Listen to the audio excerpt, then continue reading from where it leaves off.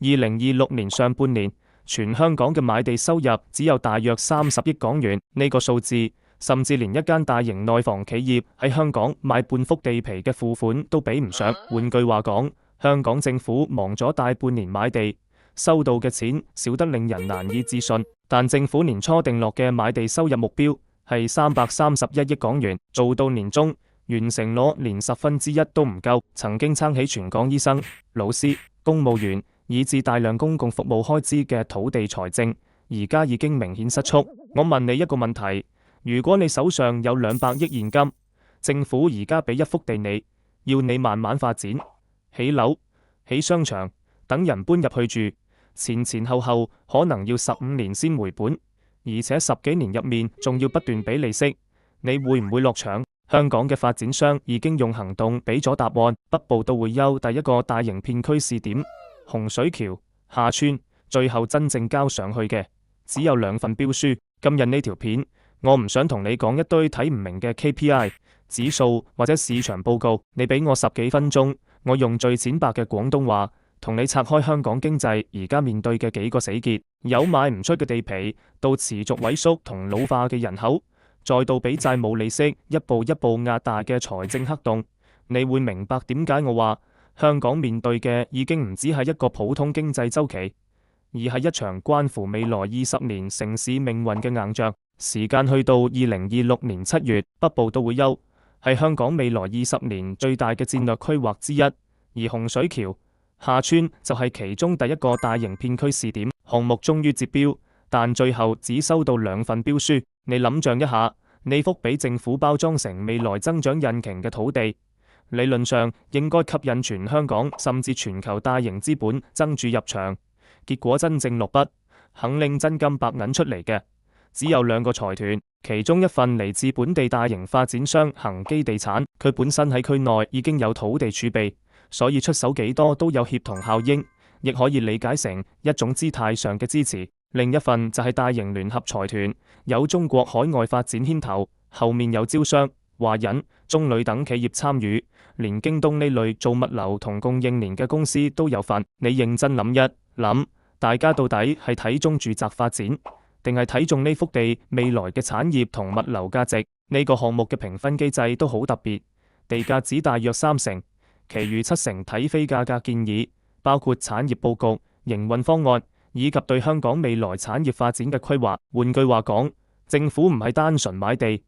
而係希望有人連城市發展方案一齊接手。當時市場對成個項目嘅估值大概喺29億到49億港元之間，折算樓面地價並唔算高，擺喺樓市高峰年代，呢個價錢可以話相當平。但就算係呢種近乎白菜價嘅水平，真正肯下住嘅人仍然唔多。最詭異嘅係，大約1年半之前，即係2024年底，政府搞過一場大型意向徵集，當時有10幾間大型企業高調表態支持，有10幾間企業表示有興趣，到真正投標只剩2個財團，轉化率低得驚人。企業肯出席活動簽意向書係一回事，要一次過壓幾百億入去，又完全係另一回事。原因其實唔難理解，一個大型片區發展總投資成本隨時超過200億港元，而且唔係淨係起普通住宅，買完就走，入面仲有大量商業、產業、公共設施同長期營運項目，本質上就係重資產、長週期生意。喺高息環境下面，時間就係成本。項目如果10幾年先回本，每拖1年都要繼續俾利息，對發展商嚟講，利潤都未見到，財務成本已經一層一層壓上嚟。發展局之後回應，認為有2間有分量嘅企業投標已經算係成功，但後面仲有一句更加關鍵，後續土地推出會繼續視乎市場反應。朋友，你要知道，喺以前香港地產黃金年代，政府推出核心地皮，最擔心嘅從來唔係有冇人要，而係邊個出價最高。而家視乎市場反應呢幾個字成日出現，本身已經說明時代變咗。其實洪水橋個位置唔算特別差，連接元朗、屯門等地區，未來亦都有鐵路同道路規劃。但問題係，成個北部都會區雖然講咗幾年，真正落地嗰陣，好多配套仍然要由零開始。要起住宅，先要有路；要有路，先要收地；要有商業，先要有人流；要有人流，住宅、交通、學校同就業又要先到位。呢個就係典型嘅先有雞定先有蛋。發展商唔係完全睇淡香港，而係會問：點解我要而家一次過壓幾百億入去？不如等政府先將道路、鐵路、收地、基建做到一定程度，我先再入場。但問題就正正喺呢度，政府而家最缺嘅，偏偏就係提前鋪基建所需要嘅現金。發展商等政府先做，政府又希望發展商先入場，咁就形成一個死結。講返北部都會區嘅背景，呢個概念喺2021年施政報告入面正式提出，當時口號非常響亮，目標係打造一個容納大量人口、提供大量就業機會嘅新發展區。成個規劃範圍橫開新界北部多個地區，面積超過300平方公里，接近香港陸地面積嘅1/3。簡單講，規模唔係起一個新樓盤，而係接近重新做一座大城市。規劃啱啱公布嗰陣，市場一片興奮，地產股亦曾經受到追捧，好多人覺得香港終於揾到未來幾十年嘅新增長點。但如果你將時間線拉長，就會發現北部都會區唔係憑空出現，佢建立喺過去多個新界發展計劃之上，而呢啲計劃本身已經經歷10幾年收地、環評、居民安置同規劃修改、土地清理、墳墓搬遷、居民安置、補償談判。呢啲全部都唔係一晚可以搞掂，規劃圖可以好快畫出嚟，但真正一戶一戶傾，一幅一幅地收，一拖就係幾年。所以2024年底，企業集體到場表達興趣，睇落好似全明星陣容，但1年幾之後真正要俾錢，最後只剩2個財團。呢個落差唔係市場情緒波動6個字可以解釋，佢反映嘅係資本對成個規劃時間表、基建進度、回本週期同政策執行風險嘅深層顧慮。簽一張冇約束力嘅意向書冇問題，真正要壓幾百億現金，精算師就會將每一項風險逐條計清楚。發展商評估呢類項目最關鍵嘅指標之一就係內部收益率。內部收益率對時間同現金流極度敏感。一個15年先回本嘅項目，如果每年財務成本都喺4%至5%左右，最後計出嚟嘅回報可能並唔吸引。如果一個大型發展項目要承擔幾十種政策、工程同銷售風險，最後回報只係比低風險債券高少少，資本自然會問：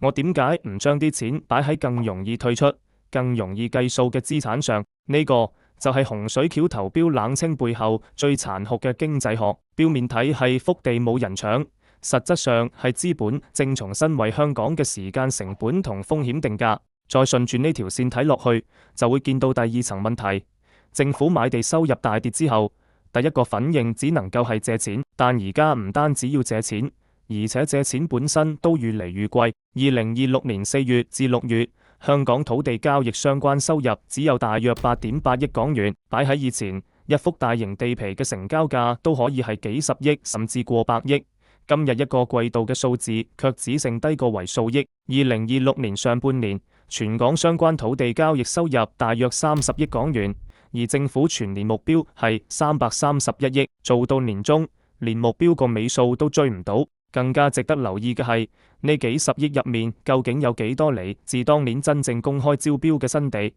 又有幾多只係以前已經傾好嘅舊交易、補地價或者歷史項目？公開數字未必全部拆得咁細。如果將過去遺留落嚟嘅交易剔除，2026年真正靠新買地帶返嚟嘅現金，可能比表面數字更加弱。土地市場一旦持續失速，香港過去幾十年嘅財政閉環就會開始鬆動。坦白講，過去幾十年香港靠嘅就係呢個閉環。政府控制土地供應，維持高地價，高地價帶嚟高買地收入，高財政收入再用嚟做醫療、教育、基建同公共服務，優質公共服務又反過嚟支撐資產價值。呢個循環過去長期運作得非常有效，但而家第一個齒輪，土地市場開始明顯失靈，買地收入一跌，後面所有公共財政安排都會受到壓力。標普等評級機構亦曾經對香港未來幾年嘅財政赤字作出警示。評級機構嘅負面展望唔係話聽日就會出事，而係好似一盞信號燈，提醒投資者財政風險正在上升。一旦信用評級真係受到影響，政府之後發債嘅利息可能要更高，因為市場會要求更高嘅風險溢價。同一時間，一啲大型退休基金同主權基金內部只容許持有特定評級以上嘅債券，如果評級跌穿某啲機構嘅內部標準，佢哋可能被迫減持，債券價格跌，收益率升，政府新發債又要俾更高利息，就可能形成愈借愈貴、愈貴愈要借嘅循環。有人會問，財政預算唔係仲有經營盈餘咩？問題就喺呢度，經營帳目同整體財政唔係同一回事。買地收入、基建開支、資本項目同發債安排要擺埋一齊睇。預算入面，就算某啲經常項目仍然有盈餘，資本同非經營帳目仍然可能出現好大缺口。如果要靠大規模發債先可以將綜合帳目填平，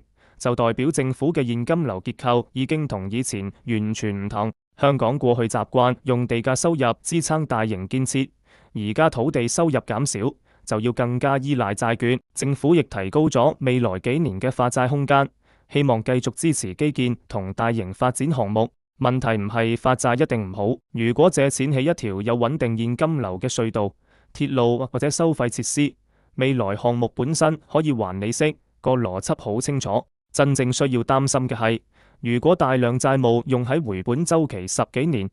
人口同產業需求又存在不確定性嘅項目，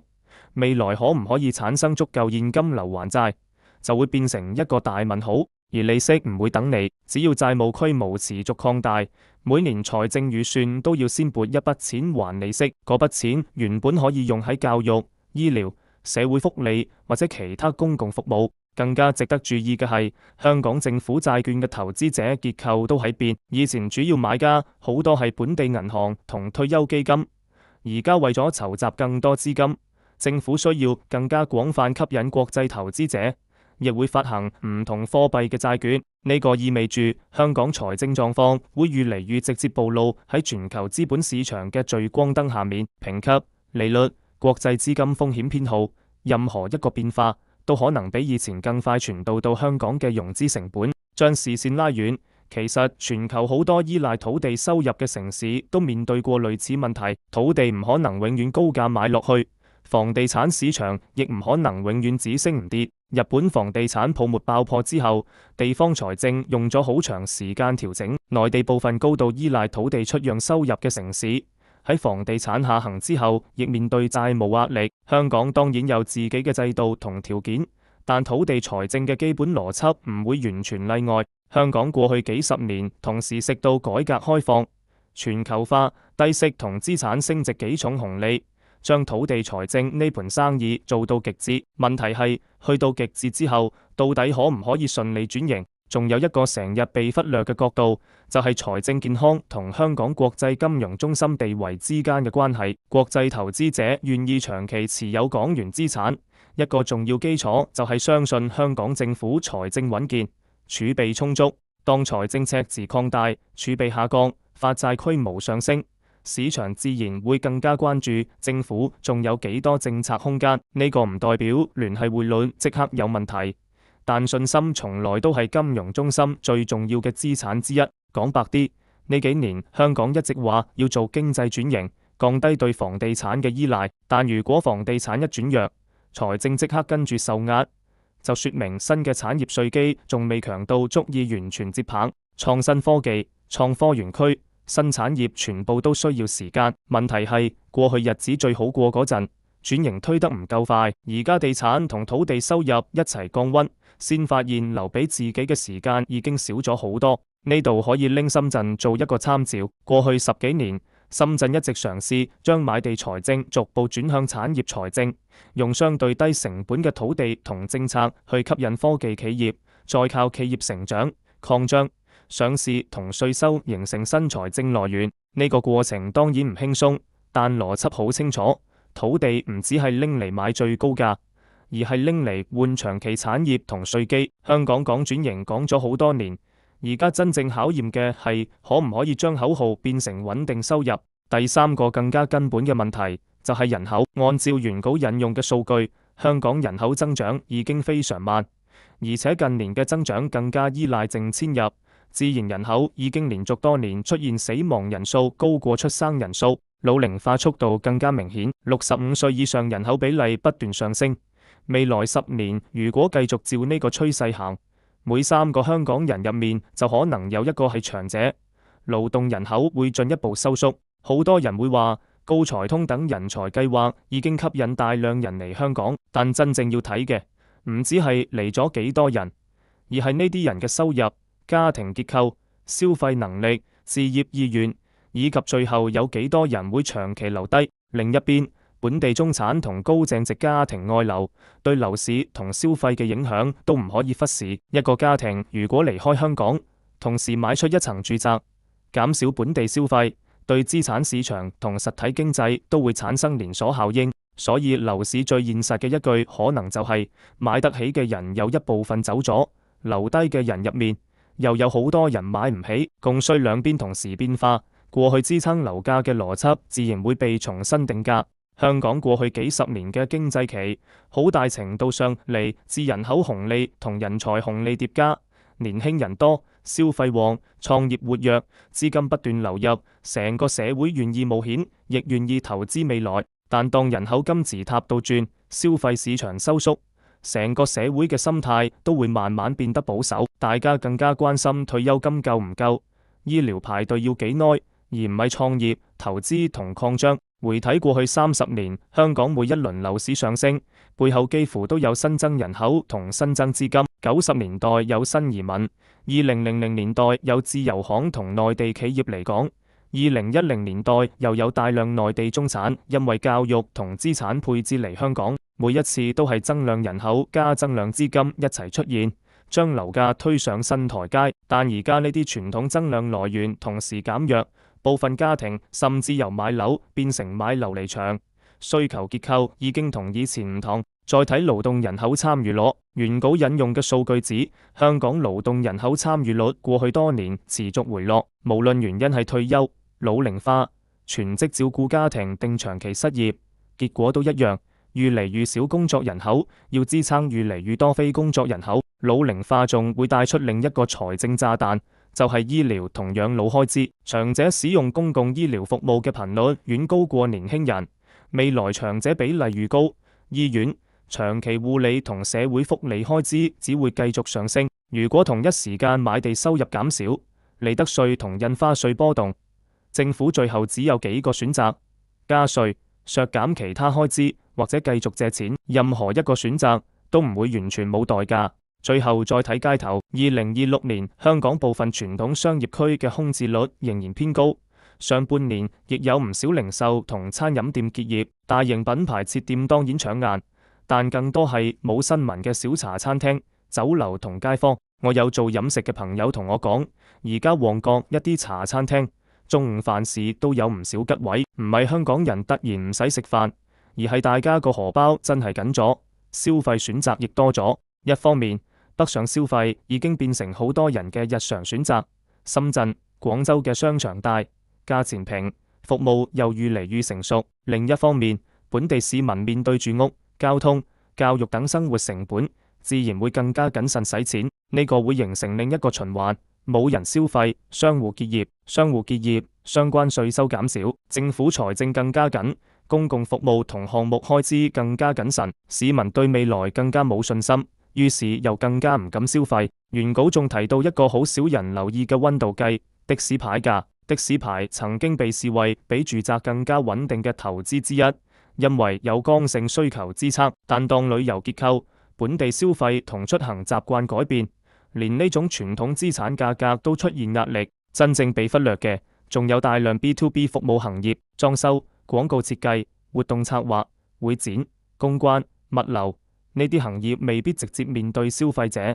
但生意完全依賴實體經濟係咪活躍。你喺街上見到一間吉，背後可能同時少咗裝修工、廣告公司、活動策劃、物流配送同供應商嘅訂單。所以表面一間結業，背後其實可能牽動一串就業職位。當利得稅、印花稅、買地收入一齊受壓，政府要控制開支，最先俾市民感受到嘅可能唔係宏觀數字，而係輪候時間更長、公共服務資源更緊，工程項目推遲，樓市下行對普通家庭仲有另一層衝擊，就係財富效應。香港家庭資產入面，房地產比好高，樓價跌10%，對一個普通中產家庭嚟講，可能就係幾十萬甚至過百萬賬面財富蒸發。就算你完全冇打算買樓，睇住自己資產縮損，消費都會自然收緊。當幾百萬個家庭同一時間做同一件事，成個社會嘅消費就會進一步下降，消費收縮又反過嚟打擊商戶、稅收同財政，最後形成一個由個人資產負債表一路傳到政府財政嘅負反饋循環。如果你問我而家香港最危險嘅係乜，我會話係悲觀預期自我實現。當發展商、大資本、普通家庭都預期人口會少、地價會跌、生意會難做，大家就會同時收緊投資、揸實現金，而呢種集體觀望本身就會令經濟進一步收縮，最後將原本只係預期嘅悲觀變成現實。最令人唏噓嘅係，香港唔係所有數據都差，全球嘥熱潮、金融市場、轉口貿易同部分出口數據仍然可以好靚，恒生指數亦可能出現明顯反彈，但呢啲好消息同普通市民嘅日常生活之間距離越嚟越遠。大型科技同金融企業受惠，唔代表樓下茶餐廳生意會好，出口增長亦唔代表旺角街頭嘅吉會消失。呢個就係所謂嘅 K 型復甦，一部分人向上，一部分人向下，中間條裂縫越嚟越大。資本市場嘅熱鬧可能同時掩蓋實體經濟嘅冷清。如果你淨係睇恒生指數同 GDP 增長率，會覺得香港好似一切安好。但如果你行入旺角、銅鑼灣，睇一眼茶餐廳嘅吉位同商場嘅招租廣告，你可能會見到另一個香港。就連股市內部都一樣，指數升唔代表所有股票一齊升，支撐指數嘅可能係大型互聯網、金融同龍頭企業，而本地地產、零售消費同中小市值股份仍然非常弱。講到底，呢一輪調整最殘酷嘅地方係大資本有選擇，可以將資金搬去新加坡、美國或者其他市場，但普通打工仔同小老闆未必走得甩。你份工、屋企、仔女同生活全部都喺香港。我曾經同一個做規劃嘅朋友食飯，佢講過一句令我印象好深嘅說話。以前我哋做規劃係計10年後有幾多人需要服務，而家做規劃開始要問10年後究竟仲有幾多人留低。呢句說話未必係一條統計數據，但佢反映嘅正正係好多人對人口同城市未來嘅焦慮。我講咁多唔係為咗唱衰香港，而係想你睇清一個事實。當一個長期依賴土地財政嘅城市，同時遇上人口結構倒掛、資產價格調整同財政壓力，冇人可以真正獨善其身。聽落好似好絕望，但絕望從來都唔係答案。真正重要嘅係睇清問題之後，政府、企業同普通人仲有冇時間重新調整。最後返去片頭個問題，當大資本都喺度用真金白銀投票，將錢搬去其他市場嘅時候，如果你只係一個普通打工仔或者小老闆，你會選擇繼續揸住手上層樓同盤生意，繼續觀望，定係忍痛減倉，保留現金，將你嘅真實處境留喺留言區。我想知道有幾多人已經親身感受到呢輪變化。如果呢條片讚好超過2萬，下一集我會繼續拆新加坡到底吸走咗香港幾多資金、企業同人才。